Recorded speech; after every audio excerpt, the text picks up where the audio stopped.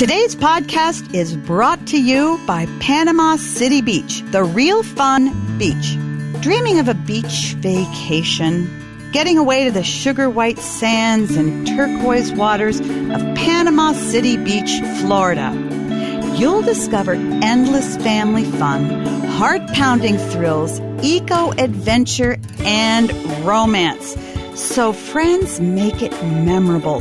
Make it yours at Panama City Beach, the real fun beach. Plan your escape today at visitpanamacitybeach.com.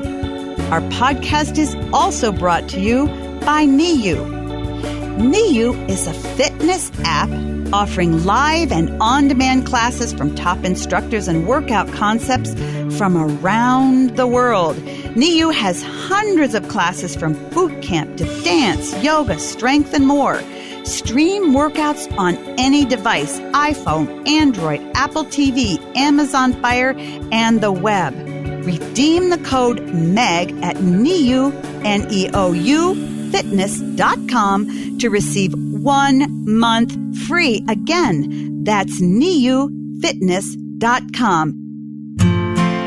For 30 plus years, I've seen every type of child grow up. Instead of giving me what I wanted, she gave me what I needed, which was truth. Don't let emotions win. Let truth win. Do your very best, and you should have a lot of fun while you do it. And the better you get at something, the more fun you're going to have at something. You moms and dads are wired with everything you need to be a parent to a great kid. Welcome to Parenting Great Kids. This is episode number 77, and I'm your host, Dr. Meg Meeker. Today, my guest is friend and charismatic priest, Father John Riccardo.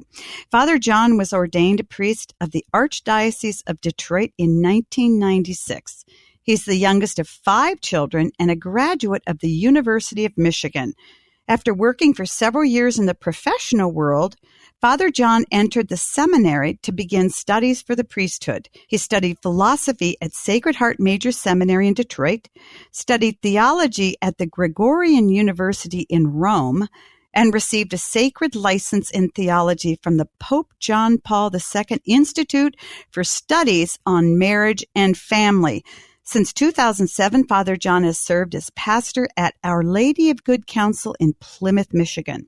Father John's program, Christ is the Answer, focuses on catechetical teachings. He's an expert on John Paul II's theology of the body. He's a very popular speaker and a teacher at pro-life and church events. In the podcast, as always, I'll share my points to ponder for you to start using right away. And parents, as a reminder, don't just download the episodes, click subscribe. When you do that, you are joining my parenting revolution, and every new episode will automatically show up in your subscribed list. I promise you won't regret it. And I'd love for you to write us a review on iTunes and let me know what you think of the podcast. Also, not only are we on iTunes, but the Parenting Great Kids podcast is available in the Google Play Store and on Stitcher. So no matter where you get your podcast, subscribe today so you won't miss a single episode. Friends, do you get sick of hearing your kids argue? Of your kids not listening to you? Or do you feel that sometimes life at home is out of control? I totally get it. That's why I wrote my course, Discipline with Courage and Kindness, to teach parents that discipline isn't just bringing the hammer down on your kids or being mean. Discipline means teaching. It's on my website, and let's help bring more order, more fun back into your relationships with your kids. I want you now to listen in on a conversation I had with my friend, Father John Riccardo. I know whether you're Catholic, whether you're evangelical, or another form of Protestant, you are going to love it. Well, Father John Riccardo, thank you so much for joining me on my podcast and talking about faith today. Hey, Meg, how are you? Good, good, good. Well, you see a lot as a priest, and you're a very, very dynamic priest who's very in tune to what's going on around you in the culture. And one of the concerns that I have as a pediatrician is seeing kids that may not be well schooled in their Christian faith, whether they're Protestant, Catholic, evangelical. So if you're talking to parents out there who feel a little timid, or they feel, gee whiz, I just don't know enough, I haven't been to Mass in a year, who am I to teach my kids? What would you say to that parent? Ooh, great question. I was at a gathering at Notre Dame a couple years ago, and I remember hearing one of the presenters there say something that I will never forget. Two things. He said, first, hands down, the most important pastor that a child ever has in their life is their mom and their dad, and that there's no one close. And they have all this, statistical data to back that up. Just the influence of a mom and a dad, and especially a father, especially on sons. You've done such great work on fatherhood and motherhood, and just I love the books that you've shared with us. So parents oftentimes feel that that's not true because of how kids are responding to them. But the people just kept saying, like, forget how they're responding. Trust us. No one impacts them like you impact them. That was the first thing. The second thing was, this is another great line. Parents set a kind of glass ceiling with regards to faith that children rarely pass through. And so whatever threshold you've established in your home, it's going to be God can do anything, right? But it's going to be a lot easier for your child to excel as a human being, a fulfilled, authentic man or woman as they grow old, if in fact you have, as a mom and a dad and a husband and a wife, tried to lay out for them a fuller vision of the practice of the faith and of just living a life of virtue. In front of them. Exactly. Yeah. Children are mimics, right? You know that better than anybody. Children are mimics. They just do what they see. And I say to people over and over again, my mom and dad, they're both gone now, 66 years married, and the witness of their lives, especially my father to me.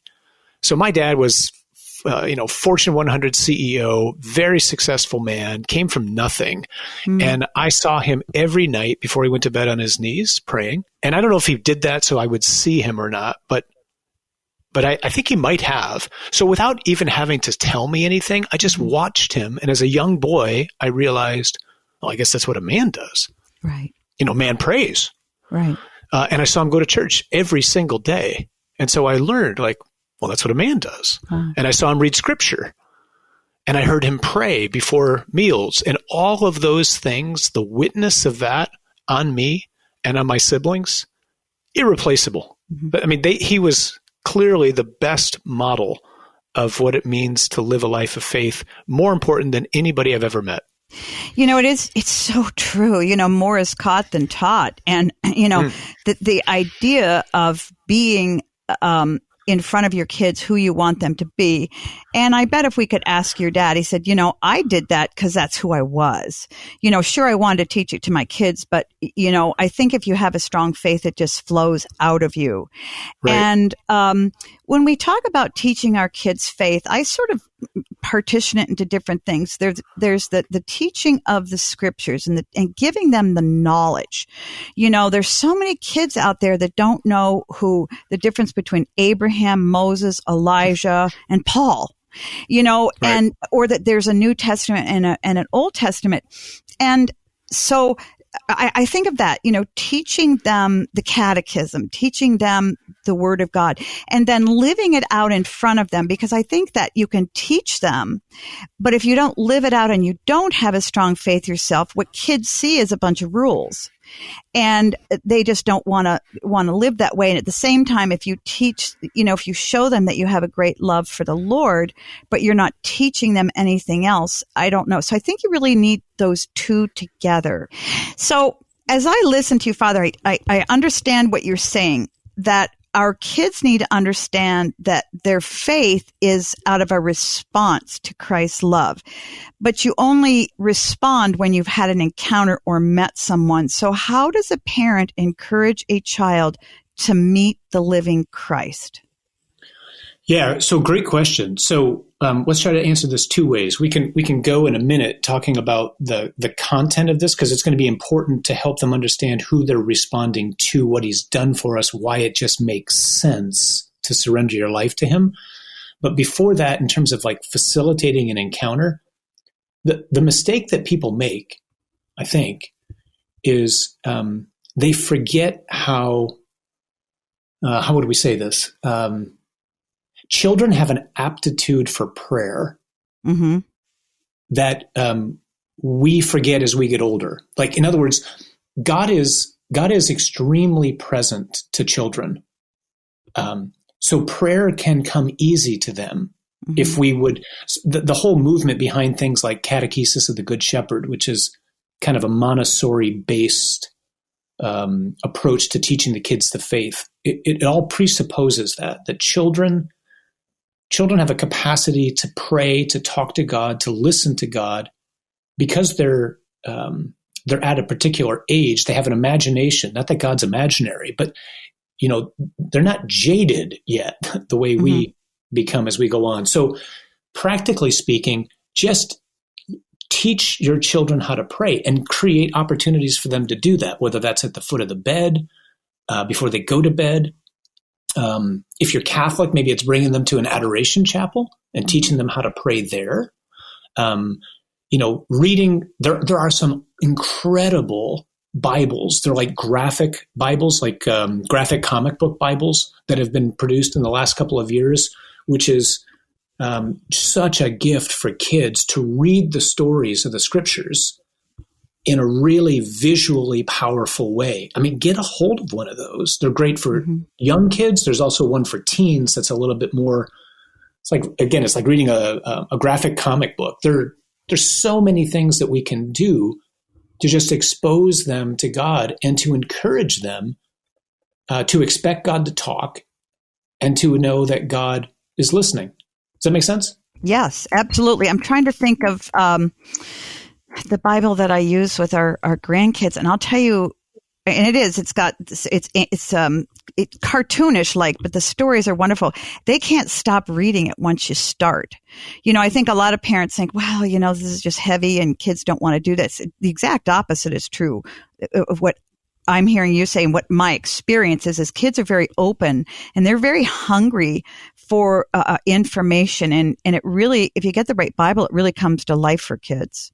Oh, yeah. And the Old Testament, good grief. I mean, can you get a more exciting story full of drama than the Old Testament? I mean, you've got everything, far from being boring. And if you put it into a comic book format, it's extraordinary. I mean, get one for your kids. Let them read it and let them fall in love with the Word of God. Yeah. I think the one we use is the Beginner's Bible. That's it. Okay. And it's animated.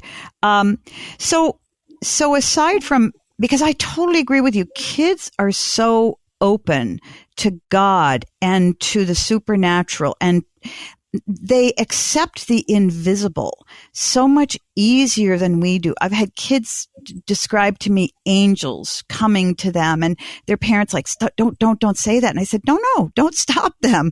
Right. They're much more open. So we teach our kids to pray, and then where do we take it from there? Yeah, so there's a couple places to go. So one of the things that I would encourage parents to do would be, there's a huge movement right now in our culture. It's kind of an unspoken movement, or an unnamed movement, I should say, to create a divide between two different kinds of people. Those who are intelligent, reasonable, educated, critically thinking. That's on one side. Mm-hmm. The other side is people who have faith. So kids are taught and adults are taught, right, that faith is unreasonable.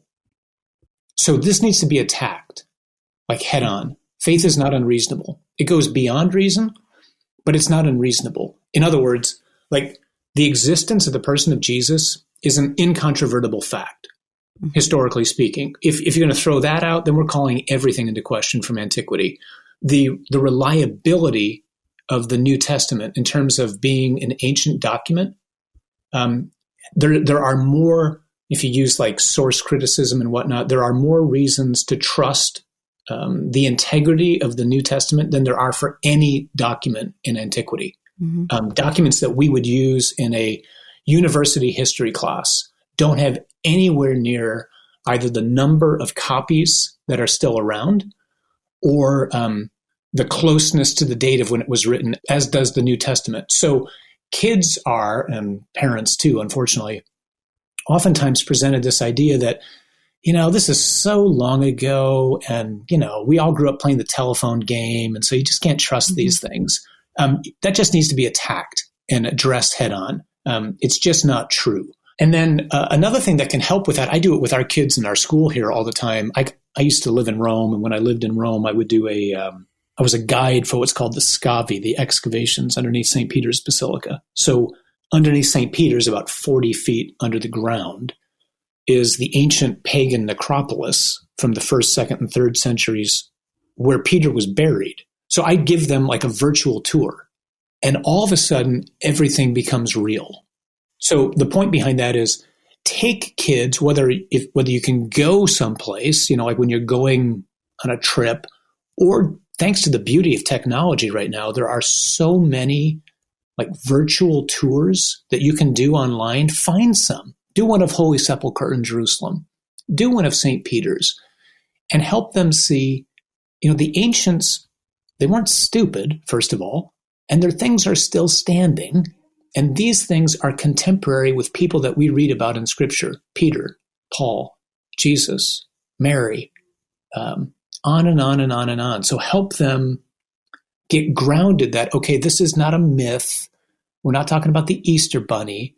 We're not talking about Zeus. Mm-hmm. This is all historically true. Mm-hmm. That would be a huge thing for me. And maybe one last thing, and then we can get into something related that you and I have talked about before. Here's a challenge for parents and for educators. I think it's a problem with Christian schools and Catholic schools. Unfortunately, for a child, almost every single subject, or I think you could say every single subject, gets more difficult as you go through school, except religion. So math for an 8th grader is much more difficult than math as a 1st grader. English as an 8th grader is much more complex than English as a 1st grader. Science, geography, whatever the topic might be. Religion doesn't ever get more complex for many places. There are some exceptions, but for many places. And that is, what does that do? That more or less, that teaches a child, there's really not much to this. I'm still getting 1st grade answers to really profound questions. So when you're in 1st grade and you ask a question, the teacher can say something like, well, that's a mystery. Well, okay, that works in 1st grade. In 8th grade, you're asking some tough questions. 5th grade, you're asking some tough questions. Give them tough answers, meaty answers. That's really important, because otherwise you just kind of go, unconsciously you're thinking, everything else has gotten more difficult, but this, what can there really be here? Well, and I think that's a great point, and that's where we lose kids, and they think, well, we put that glass ceiling on, say, faith is faith, but we really can't talk about it on an intellectual level. We can't talk about it on a historical level. So we just believe and think and hope. And you're absolutely right. Kids get to high school and particularly college and then into their 20s, they're not okay with that. They want to know more. And that's where we parents need to be there and say, even if you don't have an answer, say, what a fabulous question. Let's find it together, because kids want to know. But I think that you're absolutely right. We sort of turn them off to learning because we're not capable of taking them certain places. Yeah. And especially with moral issues. So morality is not a question of belief. Morality is a question of careful thought. That's huge. Like we do and don't do certain things because we have reasons to think, not to believe, but to think that certain things are either healthy and helpful for me or they're harmful for me. This is especially true with sexuality. but not just that. And so we want to help them know that. Like, it's not just like, well, we're Christian, we don't believe you do that. No, right. I'm a disciple of Jesus, and he gave me a mind, and he doesn't tell me to stop thinking. He challenges me to engage my mind. My mind has an appetite. The appetite the mind wants is truth. And if I can think about, and we can help kids think about tough topics, we should be able to lead them to reasons why, at least they understand, X is helpful and Y is harmful. Now, they may not do it because knowledge isn't enough. If it was, nobody would smoke. Right. But at least we can help them see, okay, there are reasons here, and I'm encouraged to think. No one's telling me to stop thinking. And all those things are really important as a child matures. Absolutely. And I'm thinking back to my own son, who's he's an economics guy, and he majored in chemistry. And I think if you have a boy particularly who goes heavily into the sciences and physics and engineering, they're kind of the toughest in a way because they want the detail. They want to know why and why and why. And, I remember him as a senior in high school going, come on, Mom, you don't really think that, the story of Jonah and, Noah and the ark and Jonah and the whale. I mean, come on now, Mom. And I remember having those deep conversations, but it is a little off-putting when your kids come and it's almost like they want to challenge your faith. But I don't know if they really are trying to do that. They're just really trying to find answers for themselves, and they're looking to us first. Kids are under, I think, a lot of pressure today that I didn't feel I was under as a kid. Faith for me was just very easy. It just was. It's never been super hard for me to believe and to study and prayer. But today it's different for kids. I think, recently we saw the young man who went to the pro-life rally and found himself in a terrible situation and was sort of raked over the coals by media and everything. And I think that it's really important for kids, in addition to knowing their faith and having a strong faith and model that by their parents, that kids also be able to stand strong in their faith. And that their parents help develop strong virtues in them, like courage. Would you address that, please? Oh, yeah. Boy, you are spot on. I think the times in which we're living, I just had a conversation with a guy yesterday, actually, over lunch, and he asked a question. He just said, he's got some young kids, and he says, what are we doing on a daily basis to teach kids little things they can do to grow in and exercise, the quote unquote muscle of courage? Because to live as a Christian in the world that we're living in now, and increasingly so in the years ahead, it's going to be costly. For some of our brothers and sisters, it's costly for martyrdom. Mm-hmm. Ours is more like a white martyrdom. And the example of what happened to the young man at the March for Life, the Roman Empire used to say, the point behind crucifixion was, this is what happens to you if you mess with us, which was a pretty strong deterrent. Yeah, right? Yeah. So a 15-year-old, a young person who's pro-life or who's pro, whatever, in the sense of like whatever flows from human dignity. So it doesn't even have to be a matter of faith. Life's not a matter of faith. Like science tells you that's a human being. Your intellect should tell you, I don't think it's a good culture where we kill human beings. I just don't think that's where you want to live. Mm-hmm. Who gets to make the rules as to who lives and who doesn't? So that phenomena that we lived through, back when that happened, that was almost like our modern culture saying something similar to young people and to others. Mess with us, challenge the dominant worldview of our culture, and this is what we can do to you. Mm-hmm. Well, that's a strong deterrent too. Like, who wants to get raked over the coals, like you said, the way that young man was? And so we need to teach kids the virtue of courage. So courage, what's courage? Courage is the willingness to fall in battle. That's kind of the classical definition of it from Aristotle and from others.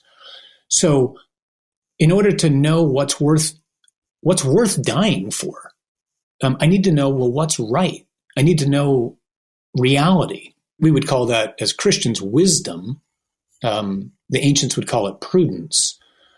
So the capacity to see reality the way it really is, and then to live accordingly and to stand up for those things. So could be against bullying, could be against racism, could be against, the destruction of human life at the beginning of its, in conception, could be the protection of human life at the end of the stage, when people are sick and they're dying. We need to find something we can do. I don't know the answer to this. You probably have better answers than me, to help kids on a small basis speak up, practice that virtue, because virtue is a habit. So that when they're in more difficult situations, they've already acquired this habit in little ways. Like I hear somebody talk about my friend at school, and my friend's not there.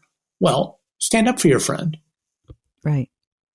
Challenge somebody and go, I don't think we should talk about him like that. Yeah. That takes guts. But by doing that, you begin to grow that muscle, if you will, and then you acquire a habit. And then when you're in more difficult situations, you're able to draw on that muscle memory, if you will. It's a great point. And I think that really what is behind a lot of people, and I think Christians in particular now, because we've been sort of dubbed as the non-thinkers, non-intellectuals, the people who just react, and we have faith that's blind.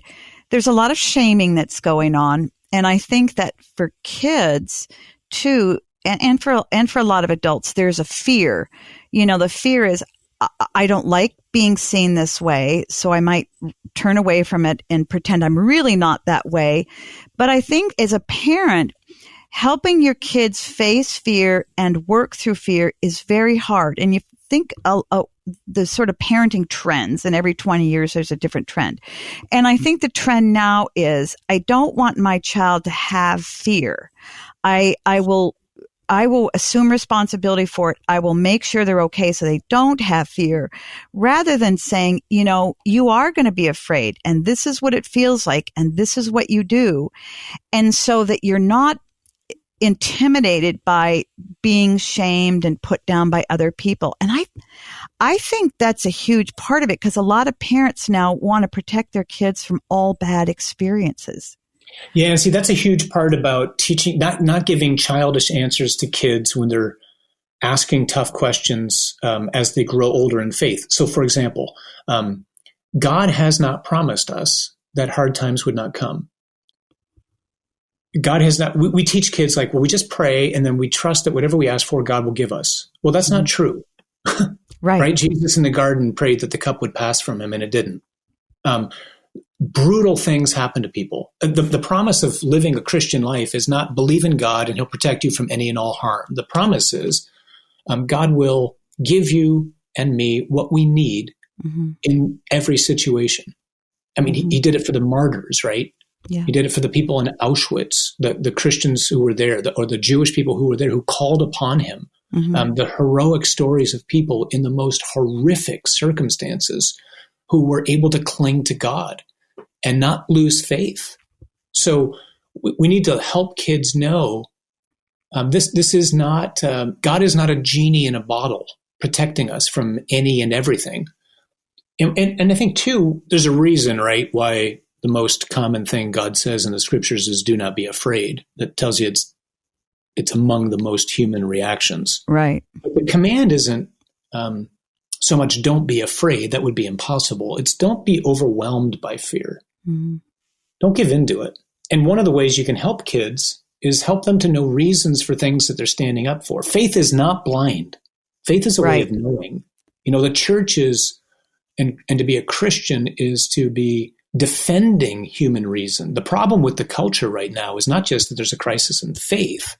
The problem is there's a crisis in reason. We don't think clearly. The human life issue is a great case of that. We just don't think.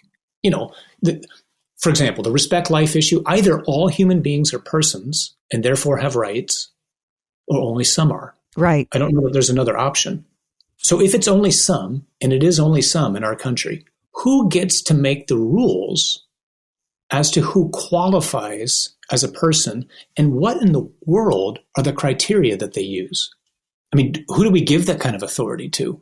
Do we give it to politicians? Do we give it to celebrities? Do we give it to men? Do we give it to women? Mm-hmm. I mean, is it taste in music? Is it blonde hair? Is it survived birth? Is it health? Is it a particular economic status? I mean, this is a simple thinking exercise, right? Which culture would you want to live in? One where all human beings are treated as persons and therefore are afforded dignity, or only some are? Right. So again, you form kids, you form their mind, as well as helping them to grow in faith in the ways that we can. Parents, I hope you're enjoying my conversation with Father John Riccardo. We need to take a quick break, but don't go anywhere. We'll be right back with more of my conversation with Father John Riccardo. Friends, ROTHY'S are the everyday flats for life on the go. I wear ROTHY'S, and after my daughter introduced me to them, I couldn't stop wearing them. Honestly, I must own 6 pairs. They're available in a wide range of colors and patterns, as well as 4 different silhouettes. ROTHY'S go with everything from yoga pants to dresses and skirts. They're constantly launching new styles, so you're guaranteed to find a pair or 3 you love.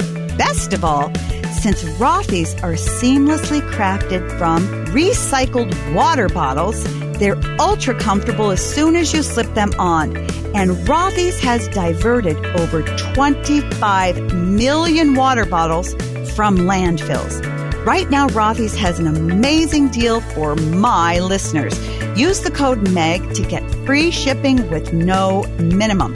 That's free shipping and free returns and exchanges on your ROTHY'S shoe when you go to rothys.com, ROTHYS.com, and enter MEG to get your new favorite flats and free shipping. Once you try these shoes on that are comfortable, stylish, and sustainable, you're never going to wear anything else. Head to rothys.com and claim this offer with code MEG. With today's distractions and busy schedules, it's easy to lose sight of what's really important to us. The things we love and appreciate, real moments with the family, from cooking with your kids to sipping a refreshing drink at home with them after a long day. Dairy Milk helps us savor the real moments that matter with the ones we love, while also giving our kids nutrients they need to grow strong and help them recharge. Friends, when my kids are growing up, I always made sure they had milk every day. It's full of nutrients and good things for them. And now as a grandmother, I do the same thing.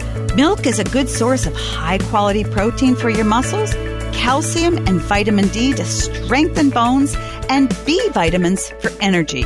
Milk has 9 essential nutrients kids need with a taste kids love. Learn more at milklife.com. That's milklife.com. Well, and so much of faith there's so much logic and reason behind it. And, the abortion issue is huge. I mean, as a pediatrician, my response is, if you don't think it's a human, and now, some states are passing laws where you can abort up until delivery or even during delivery. If you don't think it's a person, watch one.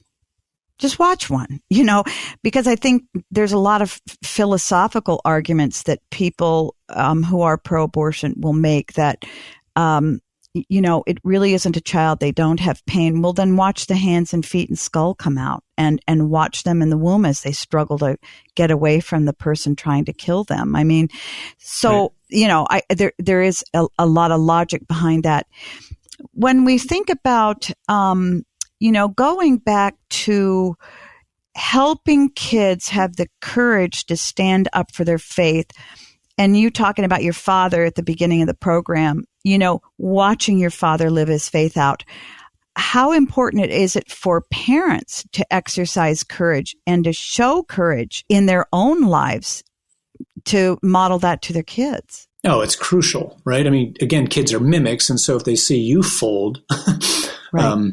What kind of example are you setting for them? And it's I can't fathom what it's like to be a child right now, and I honestly can't fathom the pressures that are coming at parents. To try to, there was a time not that long ago where even if everybody wasn't, seriously trying to be a saint, the supports in the culture, more or less, were towards a Judeo-Christian worldview. Well, those are gone. So there's so many pressures on parents to compromise things. Simple example. We want our kid to excel in sports. So we play travel baseball, or we play travel hockey, or we play travel volleyball. And it's an intense schedule. And it, practically speaking, means we're not at Mass on Sunday, or we're not at church on the weekend. Right. Well, what did we just set as an example? We just said as an example, God fits in around our schedule. And when he can't, well, it's no big deal. Mm-hmm.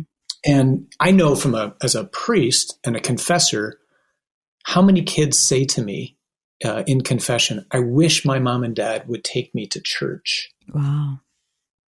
Yeah. I remember a young boy walking out after he had talked to me for a while, and I wish his dad could have seen him. I mean, his shoulders were down. He was so longing for his father to bring him to church. Mm-hmm. And his dad just didn't think it was important. And this kid had a hunger for God. I hear that a lot from parents who'll say, I want my child to grow up and have their own faith, and I want them to figure things out, and I can't teach my child to know God or know Christ. They have to experience that for themselves.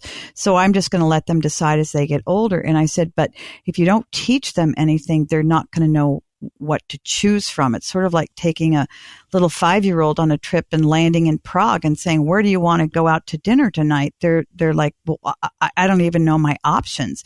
And so you really have to teach them that. I wonder if a lot of parents, this is just my gut speaking, a lot of parents feel bullied into silence. A lot of Christians feel, we're publicly shamed.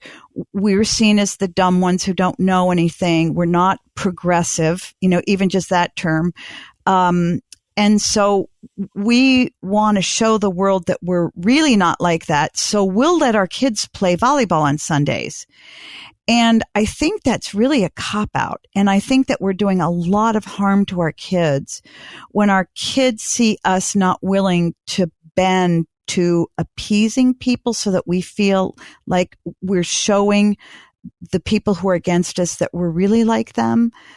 I just see that, and it really bothers me a lot. I don't think that a lot of parents are willing to sort of stand up for what we believe is right. Yeah, well, so let me go back to something you said. So, I'll let my kids decide what they want to do when they grow up. Well, two things to that. First of all, that wouldn't hold any water with school. Right. You wouldn't say that. Well, you know what? As my kid gets older, I'll let him figure out if he wants to go to school. I mean, that's just idiotic. Right. And yet I hear that people say that. The other thing is what that means is you don't think this is true, right? I mean, yeah. if you think behind that is a presupposition, this is all just a matter of opinion. I mean, there's really no difference between living as a Christian and living in any other way because, again, you've misunderstood Christianity to be a particular way of life, like an ethical choice. But that's not what it means to be a Christian. To be a Christian is to live as a person who's responded to what God has done for us in Jesus. And then maybe in a particular way, like that, the way I often try to encourage parents, I don't know any other way to do this, who fall prey to what you just described, that whole, well, I'm going to let my kid play volleyball and whatnot because I don't have the courage to stand up or whatnot. If at least if you're Catholic, I know this, as someone who baptizes boatloads of children, if you're a Catholic mom and dad and you baptized your child, you promised you were going to bring your child to church every week. Right. Like you accepted the responsibility, you as a mom or a dad accepted the responsibility of training that child in the practice of the faith. I mean, that's a huge question of integrity. I asked that question of you, if you're a Catholic mom and dad, and you said yes. Well, did you mean it or did you not? Mm-hmm. So, for those of us who are hearing right now, it's like, oh, shoot, I'm feeling pretty convicted. Don't let that turn into condemnation. That's not the point. make a decision now and just go, you know what? We're just going to make some decisions that we're just never going to miss church again. Right. We're going to put God in the center, and we're going to work around him rather than kind of shoehorn him in where it's convenient for us. Right. And faith is so important for kids and for us.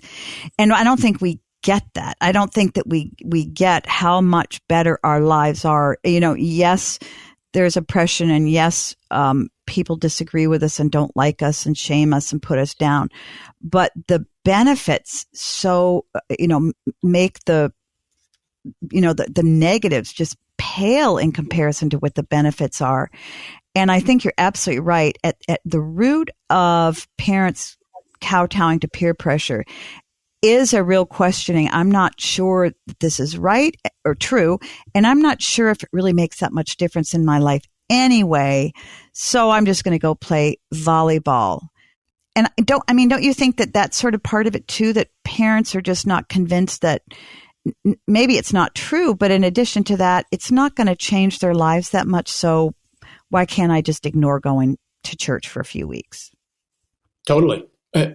Absolutely. Which tells you that, this is the crisis amongst most Christians, at least from my experience that I've encountered. And they'll tell you this, right?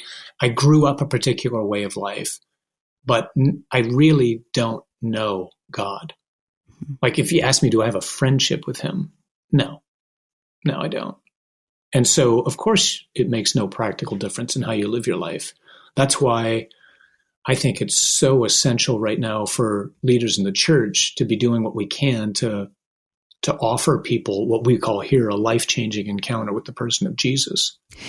We only have a couple minutes left, and I'm just imagining that there's a mom or dad, maybe even a single mom or a single dad out there saying, I get what you're saying. It does make a lot of sense to me, but you know what? I've just blown it. My kids are 15 and 17, and I've never taken them to church or mass. But I want to know what you're talking about, and I want to have what you have. What would you say to that person, and where would you tell them to start? Begin again, right now. Just begin right now. Who cares? There is no, we've seen this on a billboard, most of us, so many times, maybe it doesn't strike us anymore, but there's no saint, we would say, except with Mary as an exception, without a past. I didn't go to church for 10 years. I went sporadically at best. Now I'm a priest of 23 plus years. My whole life as a priest, I've seen story after story of people who described what you just said, their own experience. I'm just afraid. And then they just made a decision. You know what? I'm just going to start living a new way of life. And I'm going to trust that the new way of life is going to have an impact on my kids too. So what you don't want to do is like make up for lost time and beat your kids over the head with it. Like, that's not effective. But if you're listening right now and you're like, okay, I think I need to take some concrete steps to live my life with integrity and to be faithful to what I promised to do, great. The most convincing thing that you can do is let the witness of your life impact your kids. Mm-hmm. So just live a different way, live more joyfully, talk about the Lord, bring them to church. But don't be afraid. Nothing's ever wasted with God. Let the contrast between how you used to live make what you're deciding now to do shine all the more brightly. And to just, say, I really want a fresh encounter with the living God if I've never had it. And if I did have it 20, 30 years ago, ask God to re-show himself to you or to make himself more visible, because he will. That's his great joy. To him, we are friends. To him, like you say, if God didn't love us, we wouldn't be breathing and alive, because we need him. So it's so clear that God loves us, and he wants to just sort of take these enormous arms that he has and engulf us in those and say, this is the way I want to live with you. I'm not this enormous thing floating in the sky with a long white beard and a huge ruler in my hand, ready to zap you on the head. But to really start re-envisioning how we're looking at God and who Christ is and what he really wants, that he really wants us in a close relationship. And even just starting by, I think, acknowledging there allows us to open our hearts to receive what he has for us. Yeah. So if I can, let me give a shameless plug for something that I did a while ago that's online on YouTube, because so my, flip question back to you, if I'm the unbeliever, would be, so if this God's so loving, how come I got sexually abused when I was a young boy? Right. Because I don't feel his arms all around me. Right. And so there's a talk that I gave that's online. If you kind of just go to YouTube and you search Parish, Parish, Parish Day of Renewal. There's it's a little bit less than an hour. It's a talk on what we would technically call the kerygma. Mm-hmm. So the kerygma is the basic proclamation of the gospel. So in the way I do it right now, it'd be 4 words. Part 1 would be created. Part 2 would be captured. Part 3 would be rescued.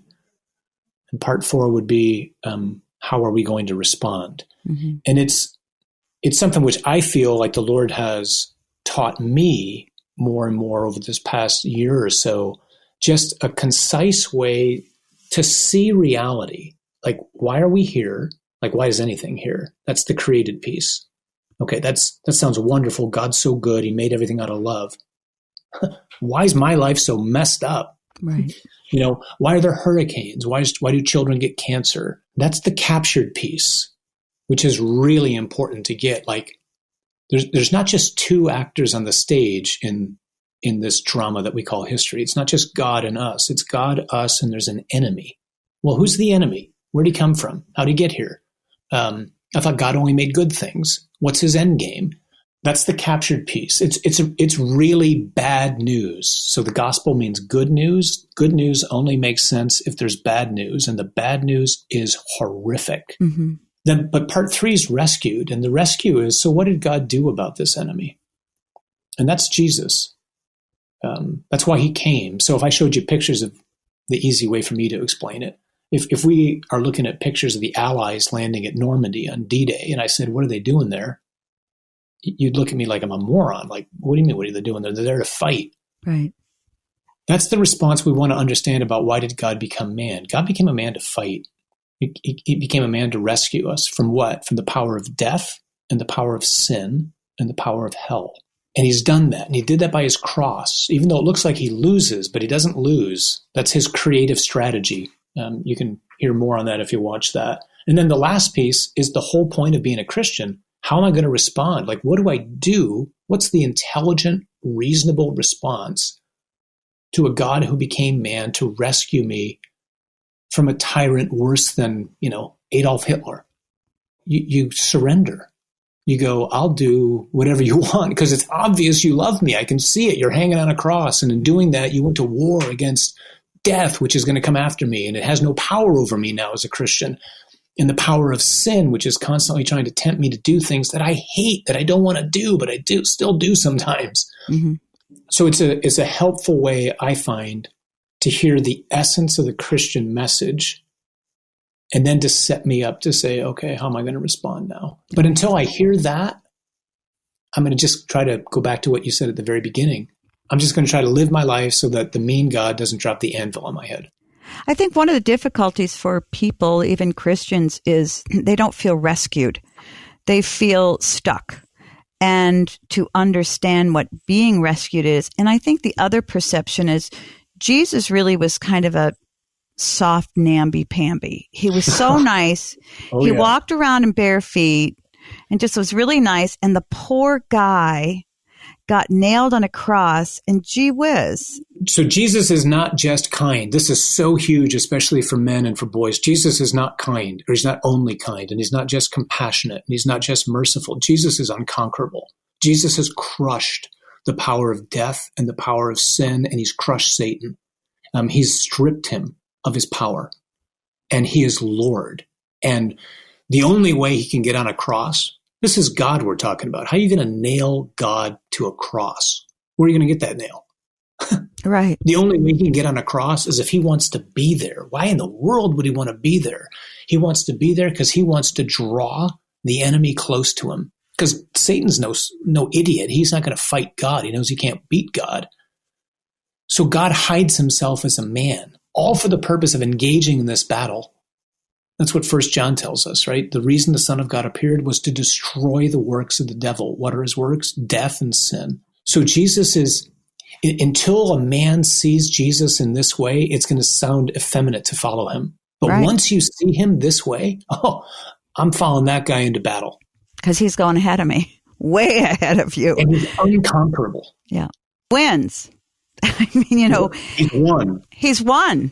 Yeah. I remember getting ready to do a show in an EWTN studio and just talking about all the pressures that kids are up against and all the bad things. And this young priest looked at me and he said, how do you keep doing what you're doing? And I looked up at the crucifix and I said, Father, we win. We win. Christ wins.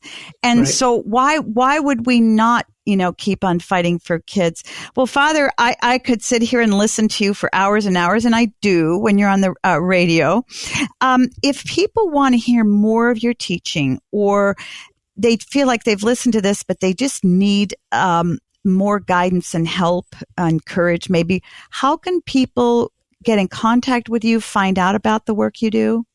Yeah, so the best way is our website at the parish. So it's OLG as in girls, C, parish, PARISH.net,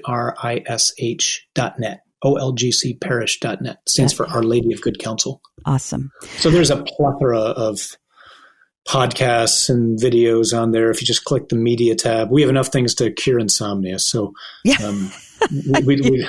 love to help in whatever way we can. Well, and I would strongly encourage everyone to listen to your YouTube talk on charisma, because I absolutely think you're right. That opens your eyes in ways that most people have not had their eyes opened. So I thank you for giving that. And I thank you so much for being on our podcast.